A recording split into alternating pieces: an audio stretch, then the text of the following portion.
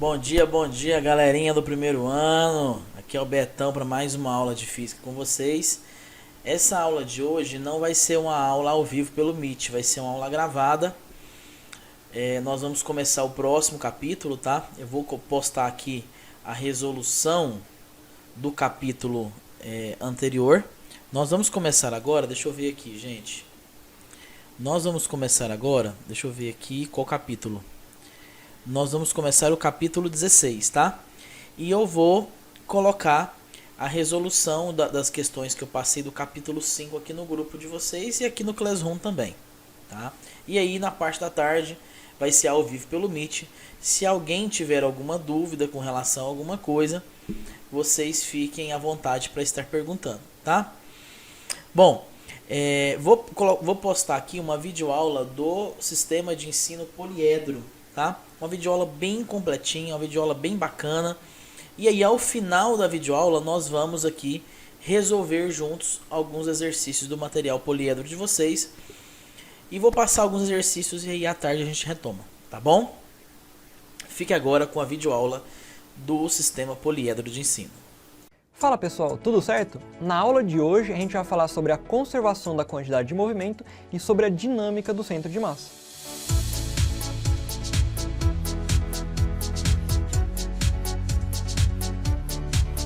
Conservação da quantidade de movimento. A gente já sabe do que se trata quantidade de movimento. Agora a gente precisa entender quando que ela é conservada. Para isso eu preciso definir quando que eu posso dizer que um sistema ele é isolado, certo? Então, consideramos que um sistema ele é isolado quando a soma das forças externas, ou seja, eu pego todas as forças externas e somo, ela é nula. Então a soma das forças externas é nula e só agem forças internas entre os corpos que o compõem.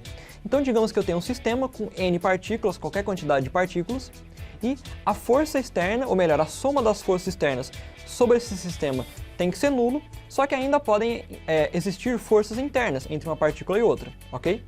Consequentemente, esse é um sistema isolado e por isso eu posso dizer que em um sistema isolado a quantidade de movimento ela se conserva. Ou seja, nesse sistema definido como isolado de N partículas, eu posso dizer que a quantidade de movimento ela se conserva se a soma das forças externas ela é nula, ok?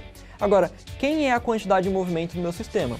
A quantidade de movimento do meu sistema é a soma da quantidade de movimento de cada corpo, até o enésimo corpo. Então, por exemplo, eu tenho N partículas, Q1, quantidade de movimento da partícula 1, mais Q2, quantidade de movimento da partícula 2, até a partícula N, o Qn, tudo bem? Essa vai ser a quantidade de movimento do meu sistema. E eu tenho que lembrar uma coisa importante. A quantidade de movimento do meu sistema é um vetor, assim como cada quantidade de movimento. Ou seja, essa soma é uma soma vetorial. Cada quantidade de movimento de cada partícula pode ter um módulo, direção e sentido diferente. Tudo bem? Tranquilos? Agora, se a quantidade de movimento do meu sistema ela é constante, eu posso dizer que durante um movimento, durante um intervalo de tempo, se eu tenho no início uma certa quantidade de movimento, que eu vou chamar de quantidade de movimento inicial, e no final eu tenho uma outra quantidade de movimento final, se ela se conserva, essas quantidades têm que ser iguais. Ou seja, a quantidade de movimento inicial tem que ser igual à quantidade de movimento final, se, é claro, o meu sistema ele é isolado, tudo bem? Satisfez todas as condições para ser isolado, eu posso ter essa conclusão. Quantidade de movimento inicial é igual à quantidade de movimento final, tudo bem? Agora a gente vai fazer um exemplo para um sistema de dois corpos, AB. Então, um sistema isolado de dois corpos AB, eu vou dizer que a quantidade de movimento no início é a quantidade de movimento no fim. E para esse sistema eu vou dizer o seguinte, que a massa de A é MA, que a massa de B é MB, que a velocidade no início de A é VA, a velocidade no início de B é VB, e no final a velocidade de A é VA' e a velocidade de B é VB', tudo bem? Agora, vamos olhar para essa equação aqui. MAVA é a quantidade de movimento inicial de A, MBVB é a quantidade de movimento inicial de B. Ou seja, essa soma é a quantidade de movimento inicial do meu sistema B, ok? Agora, MAVA' é a quantidade de movimento final do corpo A. MBVB' é a quantidade de movimento final do meu corpo B, certo? Ou seja, isso aqui é a minha quantidade de movimento final do meu sistema. Aqui está a inicial, aqui está a final. Só que se AB é um sistema de duas partículas que está isolado, ou seja, a soma das forças externas sobre o sistema B é zero, então essas quantidades são iguais, inicial é igual ao final, tudo bem? Então esse é um caso em que eu peguei só de duas partículas, só que a gente sabe que vale para qualquer número de partículas. Tranquilos? Beleza? Agora a gente vai analisar a dinâmica do centro de massa, vamos aplicar esses conhecimentos para o centro de massa, ok? Então, para isso eu vou calcular algumas coisas para o centro de massa. Primeiro, o vetor posição no centro de massa, onde ele está posicionado num certo sistema. Então, eu pego um sistema de n pontos materiais, ou seja, n partículas pontuais, cada uma com uma certa posição E, o vetor que mede essa posição de cada partícula, e o vetor posição do meu centro de massa é uma média ponderada usando as massas como pesos de ponderação, M1, M2, Mn e aqui a soma das massas. Para isso, eu vou utilizar isso para calcular o vetor posição do meu centro de massa, que é uma média ponderada do vetor posição de cada partícula. Tudo bem? Agora eu vou fazer a mesma coisa, só que para um sistema de coordenadas. Então, para um sistema de coordenadas cartesianas x e y, o x do centro de massa é uma média ponderada usando o x de cada partícula, x1, x2, xn. Para o y a mesma coisa, y1, y2, yn. Então eu sempre estou fazendo uma média ponderada utilizando as massas como peso de ponderação, tudo bem? Então eu já sei calcular a posição do centro de massa vetorialmente, o x do centro de massa e o y do centro de massa, ok? Agora eu vou fazer a mesma coisa para a velocidade. A velocidade do centro de massa também é uma média ponderada da velocidade de cada partícula. Então eu tenho V1 para a partícula 1, V2 para a partícula 2, Vn para a partícula n, cada uma com uma massa, e a velocidade do centro de massa é um vetor que é dado pela média ponderada das velocidades, usando as massas como peso de ponderação, tudo bem? Então, m1v1, m2v2, mn/vn sobre as massas, essa é a velocidade do centro de massa, tudo bem? Agora vamos ver que conclusões eu posso tirar dessas contas. Eu aprendi a calcular posição vetorial r, x do centro de massa, y do centro de massa e a velocidade do centro de massa. Agora, que conclusões eu posso tirar daí? Vamos ver. Primeiro, eu vou considerar que a massa total do meu sistema é esse mzão aqui, que é o m1 mais o m2 mais o mn, perdão. Então m1 mais m2 mais m3 até o mn. Eu vou chamar de mzão, que é a massa total do meu sistema, ok? Vou substituir isso lá na equação da velocidade do centro de massa. Então, lá onde tinha essa soma aqui, eu substituí por mzão, tudo bem? E agora eu vou pegar esse mzão aqui e eu vou passar multiplicando. Com isso eu vou ter essa linha de baixo. Mn V centro de massa, M1V1, M2V2, até o MnVn. Agora, vamos olhar bem para isso. O que é M1 vezes V1? Isso é a quantidade de movimento da partícula 1. M2V2 é a quantidade de movimento da partícula 2. MnVn é a quantidade de movimento da partícula n. Essa soma Q1 mais Q2 mais Q3 até Qn é a quantidade de movimento do meu sistema. A gente viu agora há pouco, certo? Então do lado direito dessa equação eu tenho a quantidade de movimento do meu sistema. Agora vamos ver do lado esquerdo? Eu tenho a massa do centro de massa, que é a massa total do meu sistema, vezes a velocidade do centro de massa. Ou seja, esse produto mzão vezes a velocidade do centro de massa é a quantidade de movimento do meu centro de massa. Então isso aqui é a quantidade de movimento do meu centro de massa. Tudo bem? Tranquilos? Agora, eu sei que do lado esquerdo eu tenho a quantidade de movimento do meu centro de massa e do lado direito a quantidade de movimento do meu sistema, eu posso concluir isso daqui. A quantidade de movimento do meu sistema é exatamente igual à quantidade de movimento do meu centro de massa. Essa é uma conclusão muito importante para a parte de quantidade de movimento e conservação da quantidade de movimento. A quantidade de movimento do centro de massa é a quantidade de movimento do sistema. Tudo bem? Tranquilos? Agora, algumas conclusões. Para um sistema isolado de n partículas, então, agora eu estou dizendo que o meu sistema é um sistema isolado, ou seja, a soma das forças externas sobre esse sistema, ela é nula, tudo bem? A força externa sobre o sistema é nula, consequentemente, a aceleração do centro de massa é nula. Por que isso? Segunda lei de Newton. A segunda lei de Newton diz que força resultante é massa vezes aceleração. Se a soma das forças externas sobre o meu sistema, vou chamar o meu sistema de uma coisa só, a soma das forças externas é nula, então a força resultante é nula, a massa, independente dela, a minha aceleração vai ser zero. Então, como força resultante é massa vezes aceleração, Então essa aqui é a força externa, essa é a massa do centro de massa e essa daqui é a minha aceleração do centro de massa. Se esse cara ele é 0, esse cara aqui também é 0. Agora, se o meu centro de massa tem aceleração nula e a aceleração é a medida da variação da velocidade, eu posso concluir que a velocidade do meu centro de massa é um valor constante. Isso é muito importante, porque se eu tenho um sistema que é isolado, uma das conclusões diretas que eu posso tirar é a seguinte: a velocidade do centro de massa é um valor constante, independente de como varia as velocidades de cada partícula. Eu posso ter N partículas, 1000 partículas, cada uma com uma velocidade, variando de um jeito diferente. Se esse sistema é definido como isolado, independente de como varia essas velocidades, a do centro de massa, essa conta que a gente fez agora há pouco, ela vai ser um valor constante. Tudo bem? Então, pessoal, na aula de hoje a gente viu que em um sistema isolado, a quantidade de movimento desse sistema ela é conservada.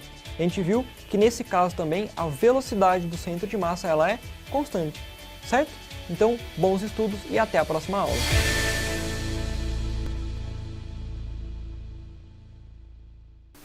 Bom, pessoal, é sempre bom a gente assistir vídeos e videoaulas de outros professores, né? É sempre bom enriquecer aí o nosso conhecimento, tá? Com pessoas diferentes, com videoaulas diferentes, né? Mas, para contextualizar melhor o que foi ensinado na videoaula, né, que é sobre o centro de massa, hoje não vou falar sobre centro de massa, tá? Esse capítulo aqui nós vamos frisar um pouco o que é o centro de massa. Então, falando um pouco sobre o centro de massa, que foi aquilo que vocês viram na videoaula, que na verdade é uma média ponderada, né? Nós vamos resolver juntos aqui o exercício número 3, para contextualizar exatamente o que é esse centro de massa, tá?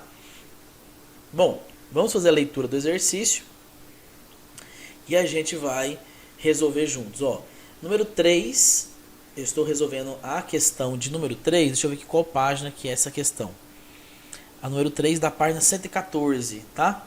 Nós estamos lá no capítulo 16, né? Capítulo 16, página 114, exercício número 3, tá? Então vamos lá. Vamos fazer aqui a leitura do exercício.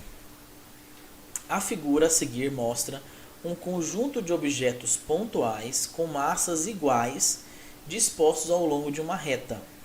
A distância entre os objetos 1 e 2 é 4L, enquanto a distância entre os objetos 2 e 3 é igual a 16L. Calcule a posição do centro de massa do conjunto, medida a partir do objeto 2 em unidades de L. Para contextualizar melhor isso aqui, eu resolvi trazer uma outra imagem aqui para vocês entenderem o que eu fiz. Ó. Vamos analisar aqui o que foi feito. Ó. Pensa o seguinte, eu vou usar como referência, e foi o que ele disse, né? Em relação a 2, ó. Calcule a posição do centro de massa do conjunto, medida a partir do objeto 2. Então, a minha referência aqui nesse caso é o objeto 2. Então, o que eu defini? Olha só, o que está à esquerda de 2, o que está para a esquerda aqui, é negativo. É como se ela fosse o centro de uma régua, né?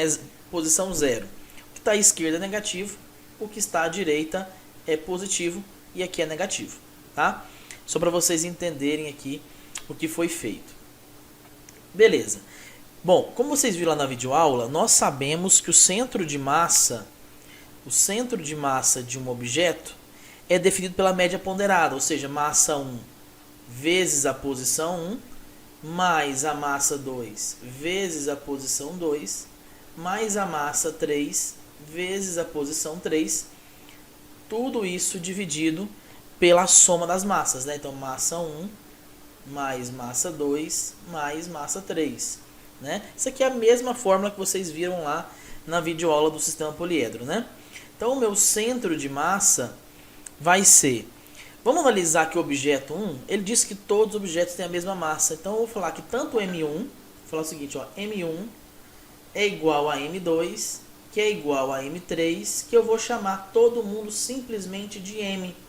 Então, onde tem M1, M2 ou M3 como é a mesma massa, eu vou chamar de M, tá? Todo mundo. Então, eu vou vir aqui. M1 é massa M, vezes... Qual que é a posição 1? A posição 1 é menos 4L. Onde está a nossa posição 1 aqui? Então, menos 4L. mais M2, novamente, ó, tanto M1 quanto M2, quanto M3, vou chamar de M. Então, M2 é M, vezes, qual que é a posição 2? Ele está no centro, aqui, ó, o 2 está no centro, ó, posição 0. Né? Mais o M3, vou chamar de M também, vezes o X3, né? A posição 3, que é 16L. E nesse caso, eu estou chamando 16L positivo, tá? Que é o sentido, então aqui 16L está positivo, está no sentido direito da trajetória. Sobre massa 1, vou chamar de M, massa 2, vou chamar de M, massa 3, chamei todo mundo aqui de M, já que as massas são iguais, tá? Só posso fazer isso, obviamente, se as massas forem iguais. Então, aqui, ó, o centro de massa, então, vai ser, vamos fazer isso aqui, vai ficar menos 4 L M, vamos por assim, né? Aqui dá 0, mais 16 LM. Tudo isso sobre 3M. Não é isso? Seria mais ou menos essa ideia. Então vamos pegar aqui, ó. O que eu vou ter? Eu tenho 16, ó, menos 4 LM mais 16 LM, eu vou ter menos 12, não, eu vou ter 12 positivo, né? Então meu centro de massa vai ser 12 positivo LM sobre M. Como eu tenho M em cima e M embaixo, eles estão multiplicando, eu posso simplificar. Então eu vou ter que o meu X... Ah lá, tem um 3 aqui embaixo também, né, gente? É 3M aqui. Então eu vou ter que o meu centro de massa vai ser 12 dividido por 3 dá 4L. Então o meu centro de massa, ele é aqui, ó. Meu centro de massa, ele está mais ou menos nessa posição aqui, ó, 4L. À direita, 4L, que faz todo sentido, né? Que o nosso centro de massa aqui, ele está mais para o lado direito, né? Porque 16 é muito maior do que 4. Então acaba que puxa o centro de massa para a direita, sendo que esse número ele é, em termos absolutos, maior do que esse menos 4. Né? Então acaba que o nosso centro de massa é deslocado para onde tem mais massa. Né? Então, gente, essa foi mais uma videoaula do Sistema Poliedro e do Colégio Ápice. Espero que vocês tenham gostado dessa aula. À tarde nós voltamos com mais exercícios. Tá? Um abraço e até à tarde.